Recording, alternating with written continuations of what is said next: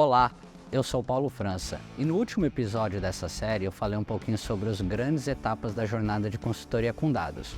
E hoje a gente vai falar um pouquinho mais detalhadamente sobre a primeira etapa dessa jornada, que nós denominamos de DMM, que é o Data Maturity Model. O Data Maturity Model, ele tem um aspecto muito mais estratégico, né? De entender um pouquinho como que a tua empresa está em um programa de dados, os projetos de dados, ou se não tem nada, né? Entender sobre o aspecto de dados, de tecnologias, de processos, de governança, né? Que nível que você está de maturidade perante o mercado, perante as melhores práticas, que nível você pode chegar ou que você deve chegar, né? E como você tem que fazer para se atingir essa maturidade. Então, o nosso trabalho basicamente tem 6 pilares de avaliação, onde a gente passa sobre o valor do dado, sobre a governança do dado, a qualidade, a parte de plataformas e arquiteturas, a parte de inteligência artificial, a parte de governança, né? Esses são alguns dos pilares do programa de dados que são avaliados. E aí dentro de cada um desses pilares a gente trabalha muitos critérios. A gente tem mais de 20 critérios avaliados que estão correlacionados com essas disciplinas que nós denominamos de pilares, né? E de fato a visão é a gente ter um cenário de as is e uma visão de to be. Quando a gente pensa um pouquinho no cenário que eu estou hoje, no cenário futuro, né? O plano de ação que a gente vai traçar para a organização é o como, né? O como eu vou chegar, como eu vou fazer para chegar lá no meu estágio futuro desejado, que esteja alinhado, como eu comentei anteriormente, no meu propósito. Então, o que eu quero atingir com esse meu programa?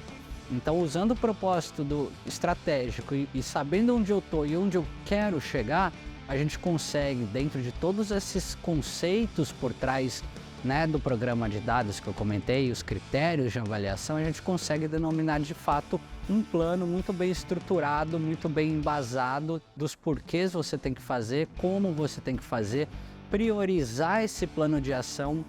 Essa priorização é importante porque a gente trabalha muito com uma visão de curto, médio e longo prazo. E aí eu não vou nem comentar que essa visão ela é na linha do tempo, né? Que muita gente fala 3, 6, 12 meses, não é isso.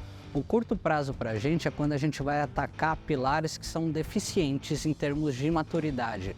Então são pilares que estão num nível abaixo dos demais dentro do programa todo e que você precisa atingir um nível mais homogêneo, né? Você precisa se estabilizar.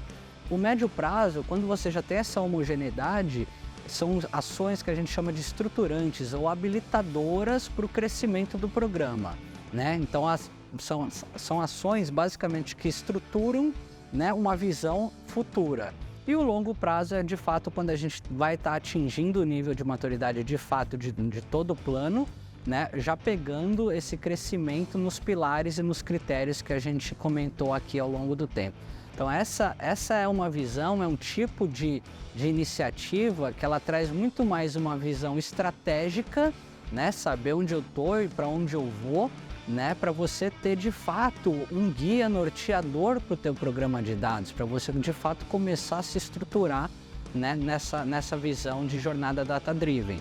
E novamente, não podemos esquecer, não estamos falando somente de tecnologias, estamos falando de processos, governanças e pessoas também. E tudo isso é tratado nessa avaliação inicial para que você consiga de fato ter êxito no final lá do teu programa ou já no início com modelos de entregas incrementais também. E aí, pessoal, agora que a gente fala dos grandes marcos e agora dessa primeira etapa de uma forma mais detalhada, vocês já estão conseguindo se enxergar em que estágio de um programa de jornada de dados que a sua empresa está?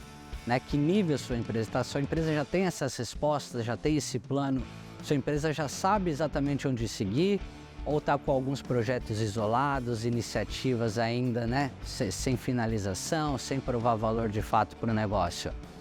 Não perca nosso próximo episódio que eu vou contar um pouquinho mais sobre a importância do COI para de fato materializar, né, começar a mostrar o resultado dessa jornada. Um abraço, até mais!